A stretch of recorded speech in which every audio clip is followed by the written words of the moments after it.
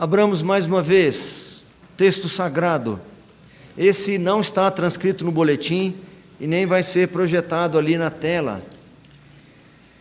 Esse nós queremos que você abra, Atos dos Apóstolos, capítulo 2. Texto muito conhecido.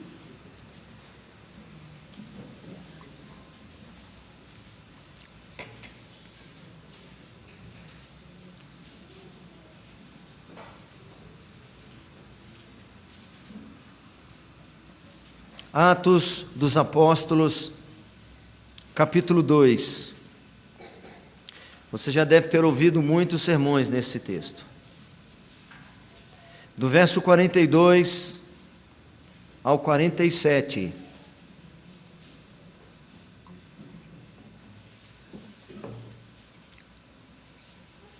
Assim diz o texto: e perseveravam na doutrina dos apóstolos e na comunhão, no partir do pão e nas orações. Em cada alma havia temor, e muitos prodígios e sinais eram feitos por intermédio dos apóstolos. Todos os que creram estavam juntos e tinham tudo em comum. Vendiam as suas propriedades e bens, distribuindo o produto entre todos, à medida que alguém tinha necessidade. 46. Diariamente perseveravam unânimes no templo, partiam o pão de casa em casa e tomavam as suas refeições com alegria e simpleza de coração, louvando a Deus e contando com a simpatia de todo o povo.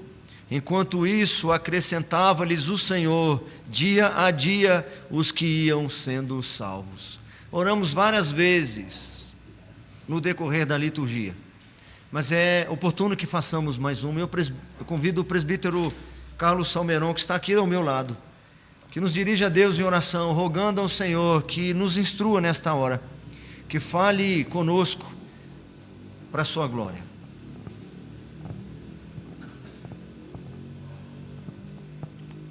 Ó Deus bendito, graças te damos pela bênção, pelo privilégio que temos de estarmos na tua casa, estarmos participando desse culto de louvor e adoração ao teu santo e bendito nome. Amém.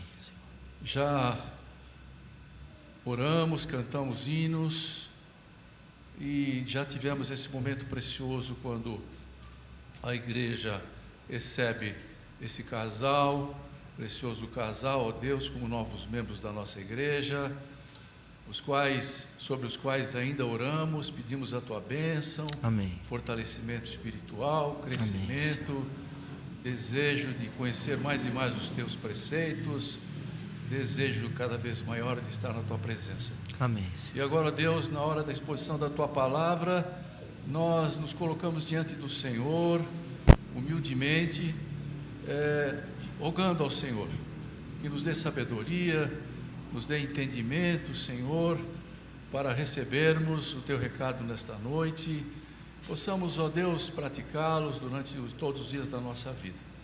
Usa o teu servo, reverendo Ederson, ó Deus, e fala ao nosso coração, o Senhor mesmo, através dele, e que, ó Deus, o teu nome, acima de tudo, seja glorificado nessa hora, através da exposição da tua palavra. Amém. É o que te pedimos e agradecemos. Em nome de Jesus, o nosso Salvador. Amém.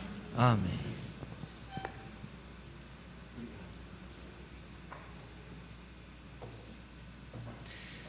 Assim como a saúde física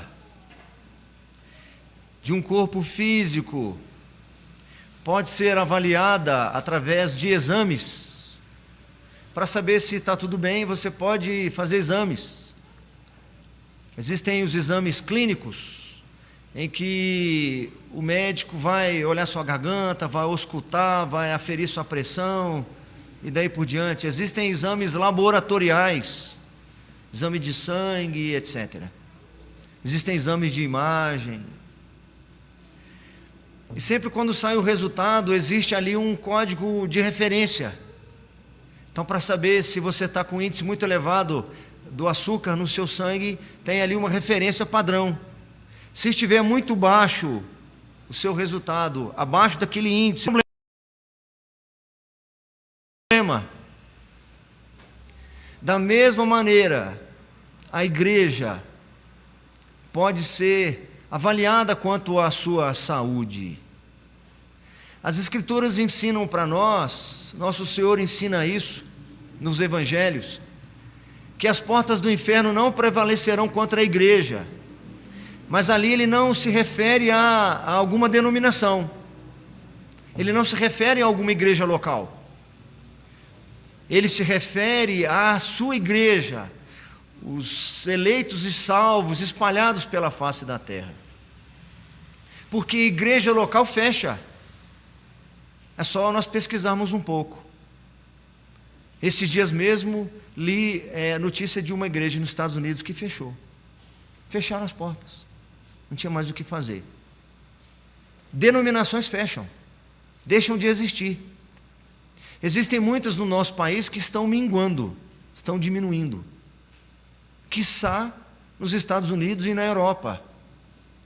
Conversei com um missionário esses dias, que está na Espanha. Ele disse que mesmo em países onde a reforma se processou, nações que outrora glorificavam o nome do Senhor quase que na sua totalidade, hoje encontrar igrejas com 30 membros são mega igrejas. A igreja local pode adoecer e pode morrer. Antes que isso aconteça, existem recursos para esses exames. Assim como os exames laboratoriais, por exemplo, podem indicar algum problema no organismo, os exames que a igreja precisa fazer são exames bíblicos. Os exames devem ser feitos pelas Escrituras. Assim como aqueles exames que eu mencionei, que tem ali uma referência, e se o seu resultado foi abaixo daquela referência ou acima, há algum problema, que a gente abre o exame para tentar identificar antes do que o médico, né? Fica tentando descobrir antes do médico. E tem médicos aqui acompanhando e sabe que esse é o mal. A gente chega lá com o lacre arrebentado, né? Não é diferente no que se refere aos exames. As Escrituras apresentam também referências, modelos e padrões, que se houver então alguma incompatibilidade com esses padrões, há de se ficar atento e preocupado, porque pode estar indicando alguma enfermidade. E eu vou apresentar aqui, irmãos, a partir desse texto, algumas características de uma igreja saudável. E a forma negativa também pode ser avaliada.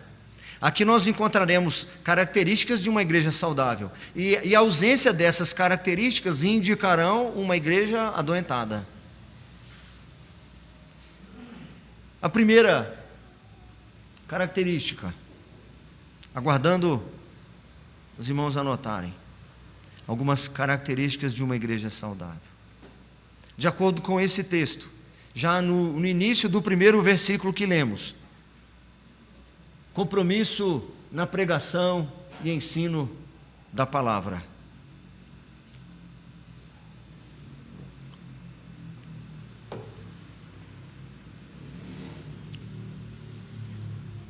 O texto, já no início, Lucas registra, inspirado pelo Espírito Santo, o que mais lhe chamou a atenção nas suas investigações.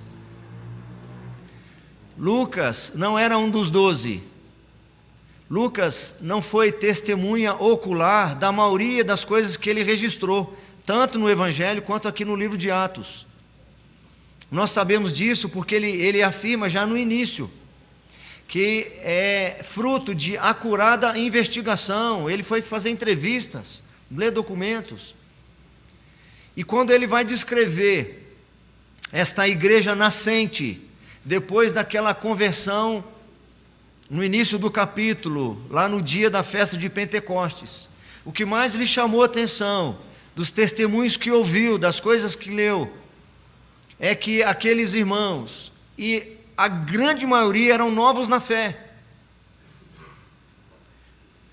Os primeiros crentes contavam com 120 pessoas, mas depois daquela pregação de Pedro foram acrescentados a quase 3.000. E Lucas então registra aqui como que eles viviam. E o primeiro destaque, o que mais lhe chamou a atenção, é que eles perseveravam, não é só porque eles conheciam, não é só porque havia alguma profundidade no conhecimento deles, havia perseverança, era algo contínuo, e perseveravam na doutrina dos apóstolos. Lucas não está se referindo apenas aos apóstolos, os 11 mais Matias, ele está se referindo àquela multidão que creu.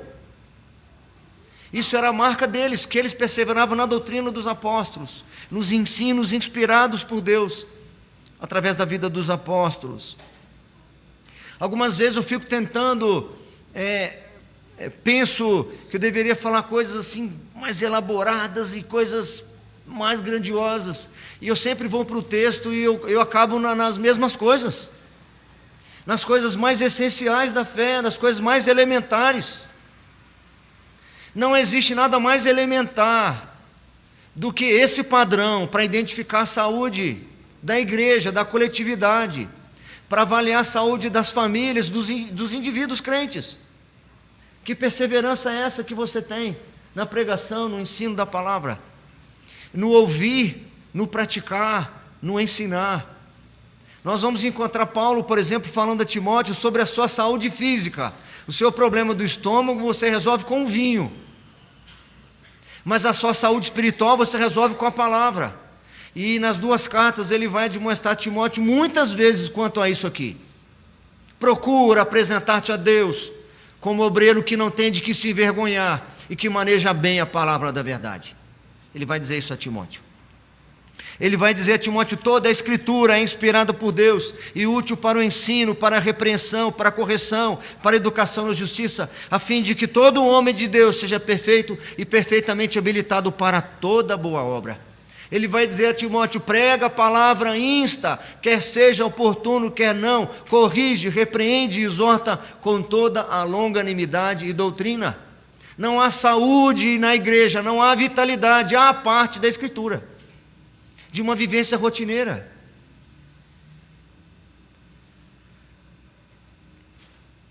Compromisso com a palavra promove saúde em todos os aspectos no corpo de Cristo. Combate a frieza da alma, combate a apatia, combate o raquitismo espiritual, falta de profundidade nas escrituras, de conhecimento das escrituras, forma um corpo débil. Imagina um corpo físico, raquítico, débil, sem os nutrientes necessários. Assim são muitas vezes o corpo de Cristo, a igreja. Desengonçados, sem vitalidade, sem ânimo, desconjuntados, cabeça grande, corpo mirrado. Vamos adiante. Segunda característica de uma igreja saudável, está aí mesmo, no versículo 42. Dedicação à comunhão.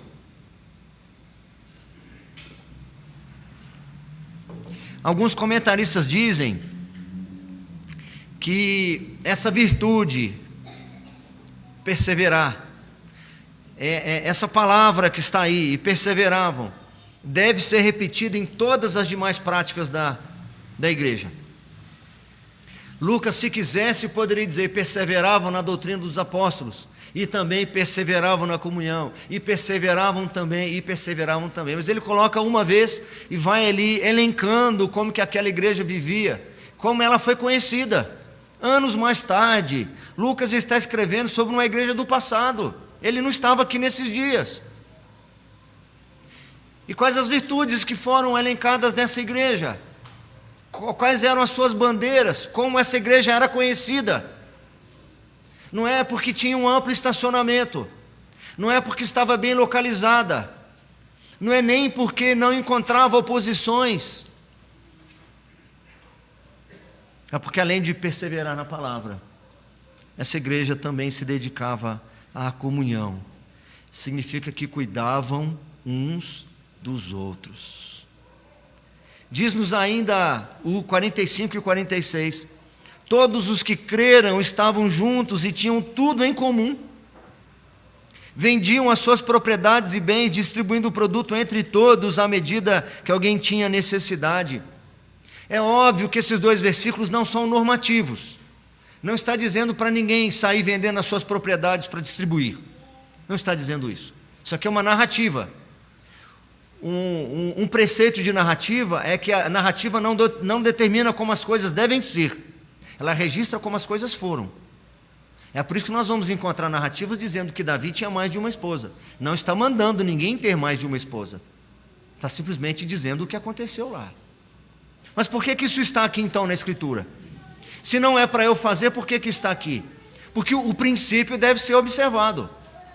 Isso aqui é pedagógico para nós.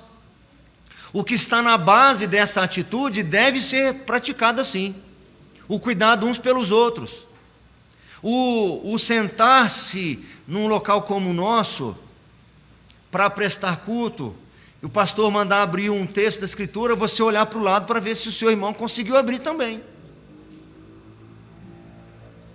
Ninguém está dizendo que a gente precisa vender a propriedade, mas que a gente precisa velar pela vida uns dos outros, nós precisamos. Talvez alguns de nós tenham a mesma postura que Caim diante do Senhor. Quando o Senhor pergunta para ele, onde está o teu irmão? Ele diz assim, acaso sou eu o tutor do meu irmão? Acaso sou eu que tenho que visitar os enfermos da igreja? Isso não é o pastor que tem que fazer? Acaso sou eu que tenho que ensinar alguém a abrir a Bíblia do meu lado? Sou eu que tenho que emprestar minha Bíblia? Não é o diácono que tem que trazer e abrir a Bíblia para ele? Nós não precisamos vender a propriedade, mas nós podemos ver os copinhos que muitas vezes são deixados. A carona que alguém precisa. E eu estou lembrando agora que hoje de manhã alguém falou comigo assim, antes da aula. Reverendo, só ajeita uma carona para mim hoje. E eu esqueci. Perdão, meu irmão. O irmão está aqui, eu não vou nem dizer quem é. Perdão, meu irmão, não sei nem se o irmão já conseguiu a carona. Não vou dizer não, viu, Sodaci, quem é. Me perdoa, Sodaci, que eu entreti que esqueci.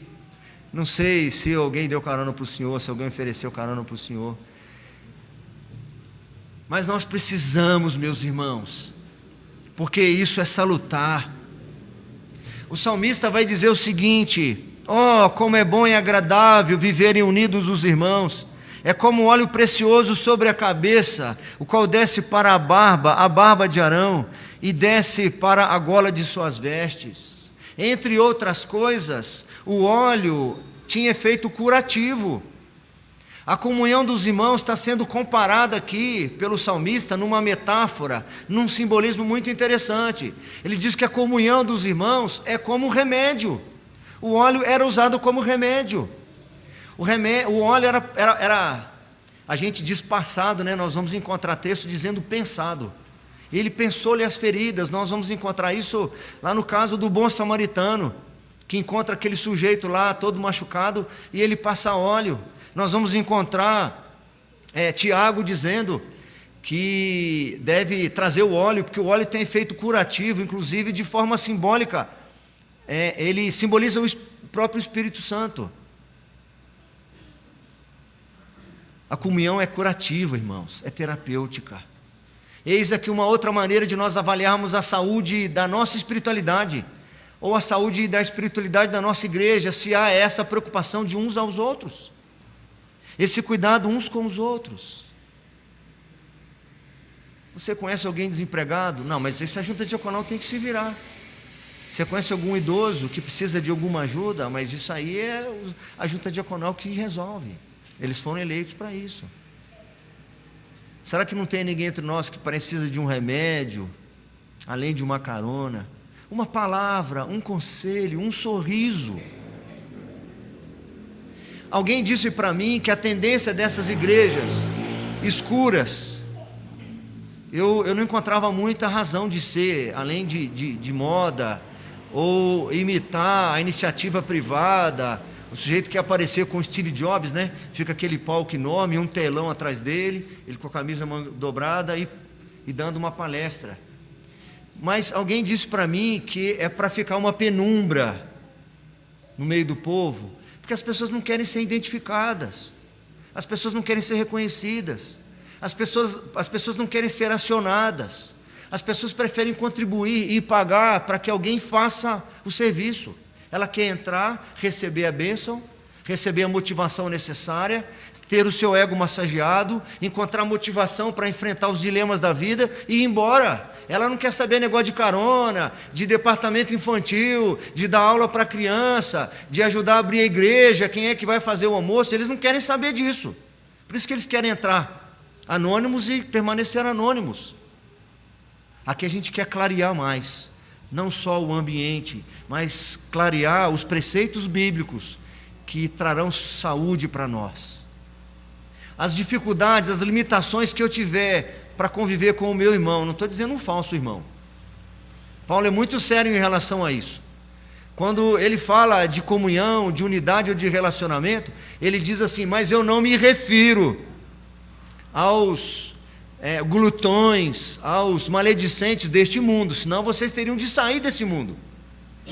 Vocês não podem evitar. Eu vou trabalhar só numa empresa que tem crentes verdadeiros. Você não vai conseguir. Não é para sair desse mundo.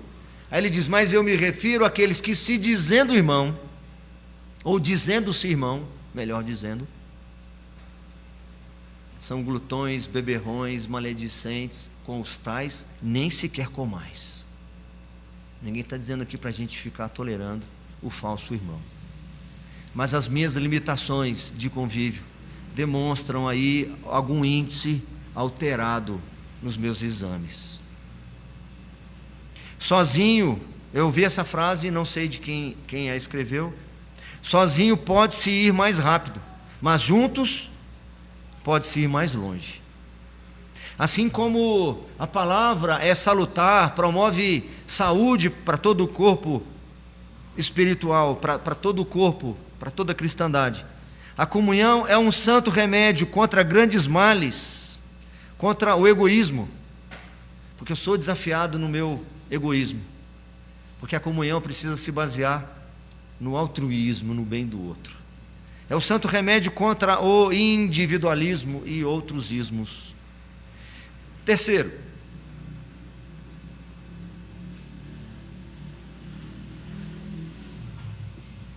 seguindo a sequência do texto, eles perseveravam na doutrina dos apóstolos, eles perseveravam na comunhão, e eles perseveravam também nas orações. Orar é se sujeitar, meus irmãos. Orar não é determinar, orar não é mandar, orar não é se sobrepujar àquele que você está orando. Orar é humilhar-se, é se sujeitar, é demonstrar dependência, é demonstrar submissão. É por isso que nos inclinamos para orar. Orar é reconhecer de que se precisa de alguma coisa, que carece de alguma coisa.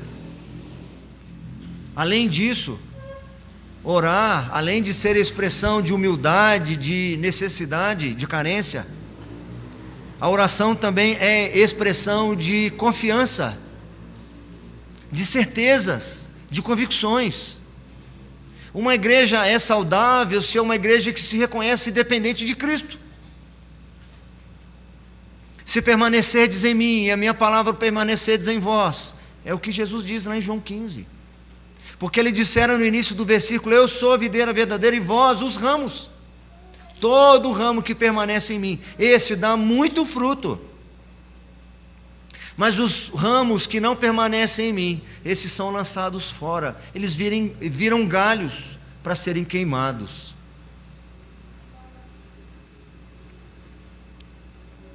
A oração é expressão de dependência, é expressão de confiança, de certezas. Uma igreja é saudável à medida que expressa sua confiança no Senhor, sua fé no Senhor. é saber que está sendo ouvido e que o Deus, Criador soberano de todas as coisas, é próximo e compassivo. É ter certezas e convicções, é ter confiança. O salmista diz assim: Senhor, tu me sondas e me conheces. Foi a base de um dos hinos que foi cantado hoje. Mas a primeira parte deste salmo, o salmista aqui expressa, além da sua dependência, a confiança de que esse Deus soberano, grandioso, poderoso, para atender, para agir, é próximo. Senhor, tu me sondas e me conheces, sabes quando me assento e quando me levanto, de longe penetras os meus pensamentos, esquadrinha o meu andar e o meu deitar, e conheces todos os meus caminhos. Ainda a palavra me não chegou à língua, e tu, Senhor, já a conheces toda. Tu me cercas por trás e por diante de mim, e sobre mim pões a mão. Davi faz uma exclamação aqui quando diz: tal conhecimento é maravilhoso demais para mim, é sobremodo elevado, não posso atingir. Quando ele reconhece aqui que Deus é tão próximo, que habita nele,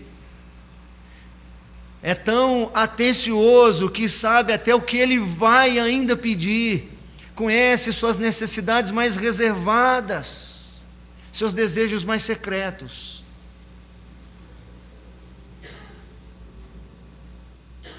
Saber que somos ouvidos atentamente é um grande estímulo à oração. E perseverar na oração é um remédio precioso, meus irmãos. Atentem-se a isto. Perseverar na oração é um remédio precioso que combate a solidão e o sentimento de abandono. Muitas vezes isso pode acontecer conosco, de achar que a nossa causa não encontra guarida, que o nosso medo, que a nossa necessidade não sensibiliza ninguém, que a dor que estamos sentindo não pode ser percebida por ninguém. Não é impossível muitos ou alguns entre nós estar no ambiente de culto e com seu coração assim: se as pessoas soubessem o peso que está no meu coração, a preocupação que tem perturbado os meus sonos, os medos que têm assolado a minha vida. A oração é um grande remédio contra esse sentimento de abandono, porque o nosso Senhor Jesus diz assim: eu vou te ensinar uma coisa preciosa. Entra lá no teu quarto em secreto e fala com teu pai que vem em secreto, e o teu pai que vem em secreto te recompensará. Mas ninguém pode estar te ouvindo, mas ninguém pode ouvir você. Talvez ninguém vá se sensibilizar com a sua dor, ela é só sua. Mas tem alguém que está te esperando lá no quarto em secreto, naquele momento da sua solidão mais profunda, daquela noite mais tempestuosa. Os dramas maiores que você possa enfrentar, as insensibilidades daqueles que o cercam, mas que isso? Levanta aí, que depressão que nada, bola para frente, vamos adiante. Muitos ouvem coisas como essas, porque os seus problemas são os seus problemas, não são os problemas dos outros. Eles doem em você, você que sabe o quanto dói, mas não é só você que sabe o quanto dói, porque o Senhor, Ele nos sonda e nos conhece, sabe quando nos assentamos e quando nos levantamos, esquadrinhas o nosso andar e o nosso deitar, e conhece todos os nossos caminhos. Ainda a palavra não nos chegou à língua, e o Senhor já a conhece todas. Ele nos conhece de uma maneira tão profunda, que Davi diz assim: saber, ter essa noção de que o Senhor me conhece tão profundamente, esse conhecimento para mim é uma coisa quase que inimaginável. A oração também é um santo remédio para aquele sentimento de autossuficiência. Ao mesmo tempo que a oração me dá confiança e a certeza de que há um Deus que está próximo, está me ouvindo, a oração também pode humilhar aqueles corações mais altivos, que acham que por alguma razão eles fazem e acontecem. Que Deus nos livre disso. Davi, em outro lugar, vai fazer o seguinte pedido ao Senhor: também da soberba livra o teu servo, que ela não me domine. Porque alguém com tantos feitos quanto ele, ou como ele, poderia se sentir mais importante do que realmente era. 4. Nós encontraremos aqui no versículo 47, logo no início, o que mais eles perseveravam no louvor a Deus, louvando a Deus, diz aí as primeiras expressões. Número 4, promoção de culto teocêntrico. Eu acredito que as nossas crianças sabem o que significa essa palavra. Teo é Deus, cêntrico é centro. Um culto que Deus esteja no centro. Eles estavam louvando a Deus, eles não louvavam uns aos outros. Não obstante as pessoas, e muitas delas, fazerem coisas vultuosas. Pessoas vendiam as suas propriedades e distribuíam à medida que havia necessidade. E essas pessoas não eram louvadas, quem era louvado era Deus. Essas pessoas não eram dignificadas, além do normal. Essas pessoas não eram ovacionadas, quem era louvado era Deus. Quem era o centro da vida dessas pessoas era Deus. Quem era o centro do culto era Deus. Quando nós olhamos de maneira mais criteriosa para os cânticos que são entoados nesses dias, nós chegaremos à triste realidade de que muitos hinos que são cantados, muitos cânticos que são cantados no meio da cristandade, eles dignificam meramente a pessoa humana. Hoje o meu milagre. Não tem um assim? Como é que é a frase aí? Hoje o meu milagre vai chegar. É meu milagre. Muitos cânticos são cantados na primeira pessoa, como se não houvesse coletividade. São ofensivos à dignidade divina, ao louvor que deve ser dado a Deus. Ao se reconhecer a centralidade divina, promove-se um esvaziamento de si mesmo. E aí que está a bênção. Quanto menos de mim, mais do Senhor. Quanto menos da minha vontade, mais da vontade soberana do Senhor. Aí está a saúde do corpo. Um dos salmos que eu gosto muito, eu acho que foi um dos salmos que o Eliezer deu de estudo aqui em uma programação dos jovens. Não a nós, Senhor, não a nós, mas ao teu nome dá glória, por amor da tua misericórdia e da tua fidelidade. Olha o pedido do salmista. Não a nós, Senhor, não a nós, mas ao teu nome dá glória, por amor da tua misericórdia e da tua fidelidade. Quando nós continuamos a ler o salmo, nós vamos perceber que esse é um grande privilégio. Isso proporciona saúde, vitalidade. Não vou ler o salmo todo aqui, até o transcrevi, mas lá no finalzinho ele diz assim: de nós se tem lembrado o Senhor. Essa atitude nossa, esse esvaziamento, essa honra tributada apenas ao Senhor, demonstra que o Senhor tem se lembrado de nós. Ele diz aqui: de nós se tem lembrado o Senhor, Ele nos abençoará, abençoará a casa de Israel, abençoará a casa de Arão. Ele abençoa os que o temem, Ele abençoa os que temem o Senhor, tanto pequeno como grandes. O Senhor vos aumente bênçãos mais e mais, sobre vós e sobre vossos filhos. Sede benditos do Senhor que fez os céus e a terra. Ser bendito do Senhor, ser abençoado, ser saudável, ser abastecido de graça e do Espírito Santo, é alguém que tributa ao Senhor a glória devida ao seu nome. Pode parecer algo muito distante para nós, como é na prática, como isso se dá na prática. Quando nós avaliamos se é a nossa vontade que nós queremos que seja realizada, nós estamos querendo dividir com o Senhor a glória. A promoção de um culto teocêntrico é um excelente remédio contra a soberba, contra a altivez, contra muitos males que têm assolado as nossas almas. Se nós fizermos um exame apurado, nós podemos chegar à triste realidade de que muitos desses índices, dessas referências, nós estamos em desacordo.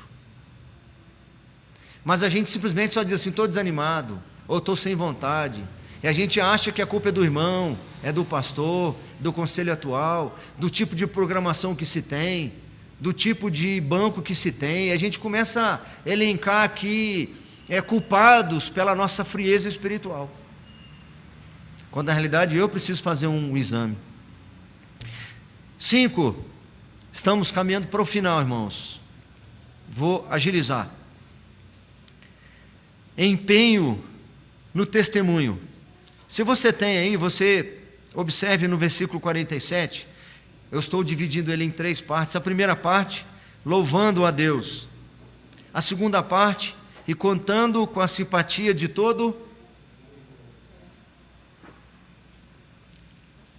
Quando nós lemos o contexto, nós percebemos que não havia uma popularidade. Eles não eram populares. Quando nós olhamos alguns versículos anteriores, quando Pedro terminou de entregar o sermão, tinha gente zombando dele, tinha gente rindo dos apóstolos. Mas o testemunho desses irmãos, e o quinto é empenho no testemunho. A simpatia se dava pelo testemunho. Nós temos vários comentaristas que dizem que esses primeiros cristãos, eles eram confundidos por várias situações. Eles achavam que eles casavam-se entre si, irmãos casavam entre si. Eu esqueci até como é que chama isso, incesto. Muitos achavam que havia uma relação incestuosa entre eles, porque havia alguns homens que casavam com as suas irmãs, mas não eram irmãs de sangue, eram irmãos da fé. Era apenas uma confusão. Outros achavam que eles eram antropófagos, que comiam carne humana, porque eles partiam o corpo de Cristo. Eles se reuniam para celebrar o corpo de Cristo. Eles estão comendo o corpo de alguém lá.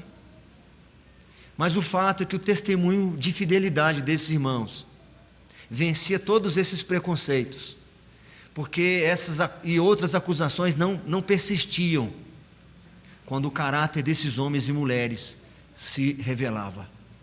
Eu tenho um livro muito interessante, Documentos da Igreja Cristã. Tem documentos históricos dos primeiros séculos. E há uma carta de um jovem governador escrevendo para o seu líder, falando o que eu faço, porque eu recebi uma determinação de prender e até matar aqueles que não negassem a esse tal de Jesus Cristo. Mas não há entre eles nenhuma culpa, pelo contrário, são excelentes cidadãos, pagadores de impostos, são homens e mulheres de bem. Era um ímpio reconhecendo esse testemunho. Eis um desafio e tanto para igrejas que tendem a se destacar no conhecimento e não na prática. Eis uma dificuldade muito grande para igrejas como a nossa, que se ocupa e se preocupa com conhecer bastante a Escritura. Podemos correr o risco de esquecer de praticar. Nós ficamos muitas vezes insensíveis, ficamos muitas vezes com o coração duro, e resumimos a nossa relação com o Senhor apenas para aquilo que eu conheço acerca dele. Mas eu sou desafiado pelas Escrituras a provar a fé que eu tenho em obras, em práticas de obras, em práticas amorosas. Viver o que se crê, viver o que se prega é desafiador, mas é extremamente salutar. Já ouvi muitos comentários de pessoas, de pastores que, fazendo pesquisas, que iam pregar numa cidade e chegavam mais cedo e passavam pelas ruas próximas e perguntavam: você conhece a igreja presbiteriana de Votorantim? Para as pessoas que estavam passando. Muitos nem imaginavam aonde a igreja estava. Eu estou falando de igreja do Votorantim porque é nossa. Se perguntarmos para a comunidade, para as pessoas de fora, se conhecem esta igreja, e o que conhecem acerca dessa, se caso conhecerem, saberem que fica aqui, perguntarmos o que eles sabem a nosso respeito. Se nós perguntássemos aos nossos vizinhos, se perguntássemos para os nossos familiares, o que você acha de mim? Se perguntarmos para as esposas, dependendo do dia, dependendo da hora, não é bom fazer essa pergunta. O que elas acham a respeito dos seus maridos? Muitos de nós, meus irmãos, infelizmente, não têm dado testemunho nem dentro de casa. E último, para fechar, hoje eu acho que vai ter pipoca. Vai ter ou não? Quem quer pipoca aí, fica sentado. A Isabel levantou ou não quer? Você estava em pé ou sentado? Não, ela está sentada mesmo, não levantou. Eu confundo às vezes, você fica em pé ou sentado, eu confundo. Número 6, e encerrando mesmo, esse é o último. Eu falei que o verso 47 eu ia dividi-lo em 3. Louvando a Deus e contando com a simpatia de todo o povo. Vamos nessa última frase, se você tem aí? Enquanto isso...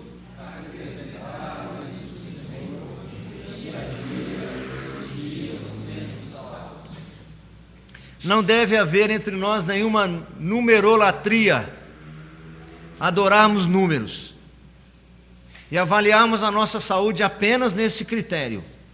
Somos saudáveis porque crescemos, porque recebemos novos membros. É um dos itens só nesse texto, entre outros 5. Não pode haver numerolatria entre nós. Adoração aos números, ao crescimento meramente numérico. Mas também não deve haver numerofobia, medo dos números, medo do crescimento. Dr. Lucas aqui está destacando para nós, em vários momentos. Se nós olharmos, por exemplo, no versículo 41, depois do sermão de Pedro, encontraremos: então os que lhe aceitaram a palavra foram batizados, havendo um acréscimo naquele dia de quase 3.000 pessoas. Por que ele colocou? Aqui nesse texto diz que o Senhor, além dos 3.000, ele ainda acrescentava dia a dia os que iam sendo salvos. Se nós continuarmos a ler, nós veremos que depois ele diz que houve um acréscimo de 5.000. E depois ele para de falar de número específico, ele começa a dizer da multidão dos que creram. Então faz parte também de uma avaliação da saúde da igreja, novos membros sendo convertidos. Cada um desses pontos, meus irmãos, cada uma dessas características precisam ser analisadas e avaliadas de maneira muito sincera e pessoal, inicialmente. Na minha própria vida, qual é a relação de fato que eu tenho com a palavra? Que eu tenho com a comunhão? Como que eu olho para o culto teocêntrico? Eu não estou perguntando se eu concordo com ele, eu quero saber se de fato meu coração está voltado para ele. Porque de repente eu posso sair do culto, alguns dizendo: não gostei. Hoje eu gostei, hoje eu não gostei. Isso indica que, ainda que eu declare que eu concordo com o culto teocêntrico, na realidade eu estou procurando ser agradado. Eu é que quero ser agradado. Eu não estou dizendo que há um pecado contumaz em dizer que não gostou, se você não gostou daquilo que não foi bíblico, daquilo que desonrou o Senhor. Não se feriu a sua preferência. Se feriu a sua preferência, você ainda pode declarar que concorda com o culto teocêntrico, mas na realidade você quer um culto voltado para você mesmo. Que nós façamos uma avaliação sincera durante a semana, que você e eu analisemos cada um dessas referências e avaliemos qual é a nossa relação com a oração, com a comunhão, com o crescimento numérico. Eu fico preocupado, com medo, angustiado, inseguro. E que o Senhor nos permita crescermos em saúde, crescermos de forma salutar para a glória e honra do Senhor. Que nossa igreja seja uma igreja saudável, e que de fato cumpra o propósito pelo qual ela existe: honrar e glorificar o Senhor, gozá-lo para todo sempre. Amém.